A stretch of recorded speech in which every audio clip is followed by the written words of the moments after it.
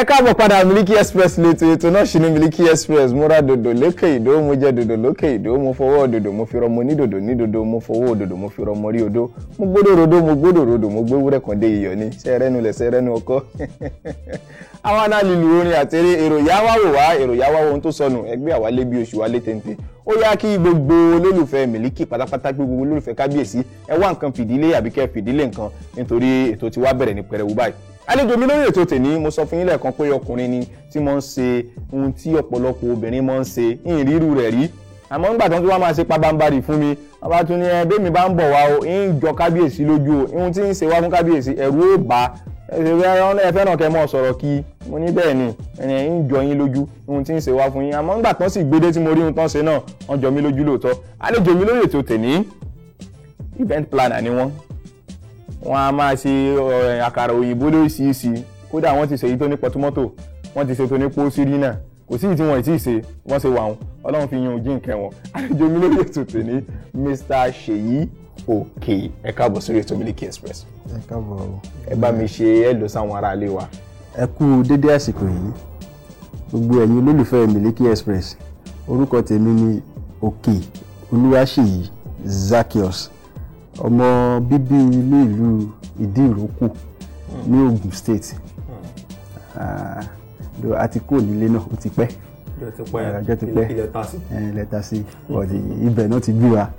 táwa náà wá wò ó pé kì í pàtà parí iléèwé gíga tá a padà sí ìlú Èkó a ní ká continue education wa from there a come back across iṣẹ́ náà láti bẹ̀rẹ̀ sí ok ẹ ti wà ní ìta ọjọ́ ti pẹ́ ìyẹn ti kúrò nílé ti pẹ́ ìyanu àṣẹlẹ̀ ok ẹ jẹ́ kí n máa bẹ̀rẹ̀ sí ibi yín lẹ́yọ̀ kọ̀ọ̀kan so that àwọn audience mi wọ́n á lè get yín dáadáa àwọn iléèwé wo gan-an lẹ lọ ní àwọn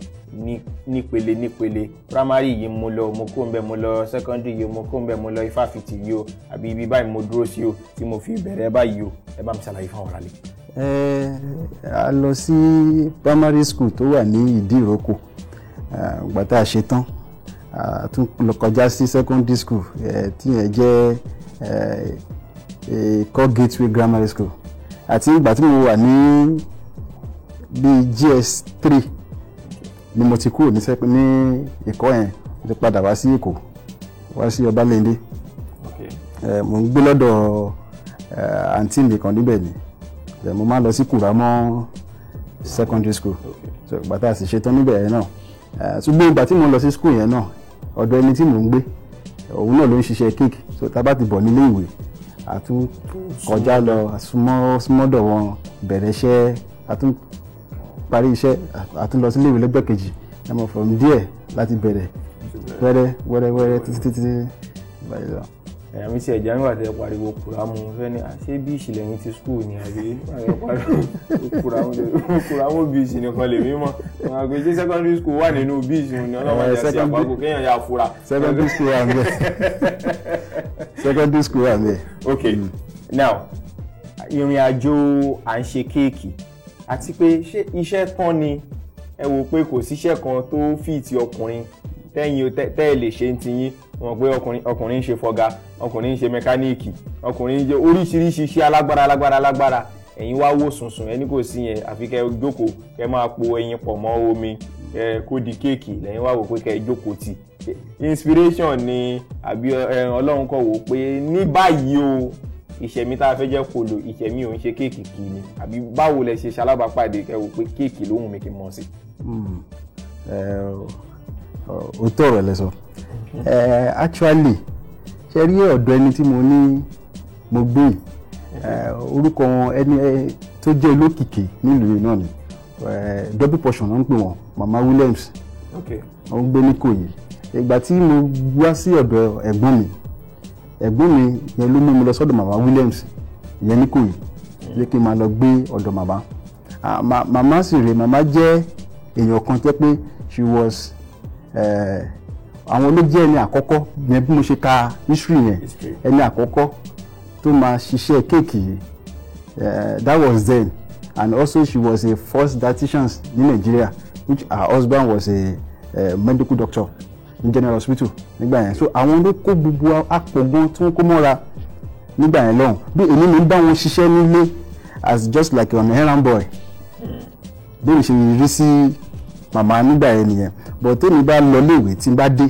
màmá yẹn jẹ́ ẹnìkan tó pé kò òun accommodate laziness tá a bá ti dé láti léèwé wọ́n ní ká lọ bá àwọn bíi Mr. Ajayi Sylvester gbogbo wọn pọ̀ náà bẹ́ẹ̀ wọ́n ti ní company here and there so from there ẹ mọ̀ a bẹ̀rẹ̀ pẹ̀lú bread a máa ṣe bread bàtà tá a bá ṣiṣẹ́ bread tán each department only different kind of department nílẹ̀ yẹn tá a bá ti parí bread àwọn kan tó ń ṣe bread yàtọ̀ àwọn tó ń ṣe snacks yàtọ̀ àwọn tó ń ṣe cake yàtọ̀ but ẹ mọ̀ I was so lucky láti from each department mò ń wọlé títí gbàtẹ́mi náà tó sì tó àsìkò mo kó lọ́dọ̀ màmá. kó lọ́dọ̀ màmá so bàbá ní àwòrán sí yìí wọ́n bá ní pé èèyàn ń dá dúró ẹ̀yin náà ti dá dúró báyìí so bàbá ní ọdọjọ́ mi tí kábíyèsí wò pé kéèkì lẹ ṣe wá lọ́jọ́ sí ọjọ́ mi tẹ́ bá ń bọ̀ búrẹ́dì tó ní máikrófóònù náà ní kẹ́ẹ̀ tún ṣe dání sẹ́yìn náà ṣe é ṣe. kò sí iṣẹ́ wa yìí náà is all about creativity nǹkan tí iṣẹ́ yìí dúró fún náà kì í ṣe pé ká kó ṣúgà pọ̀ ká da gbogbo ẹ̀ pọ̀ ká sọ di kéèkì because at times àwọn client máa bá wa àwọn míì wà jẹ́ pé wọn ò tiẹ̀ rí wa sójú orí fóònù ni ṣe yìí mo fẹ́ kéèkì fún ọmọ mi bẹ́ẹ̀dì bábábábá all this because wọ́n mọ̀ pé ẹ ti qualify fún iṣẹ́ yẹn wọ́n mọ̀ pé you come out with something táwọn yẹn máa pariwo wow fún so àwa gan náà iṣẹ́ wa is all about being creative a ní láti ròókè kí ni a ní láti ṣe a ní láti ṣe nǹkan tó pé àwọn yẹn máa rí wọ́n máa pariwo wow kò sára tá a lè fi kéèkì dá. sára tí ẹ lè fi kéèkì dá kò sí ara nígbà tí mo introduce sílẹ̀ kan mo sọ mo ní kán ní pé èèyàn sínsìn pé ó fẹ́ ṣòkú òkú tó gbó dáadáa kó tó lọ tí ò sì ń ṣòkú tán ro tán ní kú sí ní kẹ́ fi ṣe kéèkì wé déédéé ara yín ló ṣe ẹ ṣe kéèkì ó ń pọ̀ sí ẹ ẹ tí ì ṣèyẹn rí ẹ tí ì ṣèyẹn rí ẹ ó tra yẹ láìpẹ́ o ok tábà wá ní ìrìn àjò à ń ṣe kéèkì fún ọ̀pọ̀lọpọ̀ èèyàn èwo lẹ fẹ́ sọ pé kéèkì tí mo kọ́kọ́ ṣe lákọ̀ọ́kọ́ rẹ̀ tí mo gba owó tí mo wò pé mo ṣe nǹkan ó dẹ̀ fún mi lówó ọdún wo ni àti pé ìgbà wo gan ló bọ́ sí. òjò tí ń pa gúnbọ̀ náà ọjọ́ ti pẹ́ àkọ́kọ́ iṣẹ́ tí mo máa ṣe tí máa mú kí mo gba owó dóò kó débi pé àbá náà á dá dúró báyìí àti ṣiṣẹ́ káàkiri because kò easy náà for me to kó lọ́dọ̀ màmá kí n wá sọ pé mo fẹ́ dá dúró àti ṣiṣẹ́ káàkiri àwọn èèyàn kan wà nínú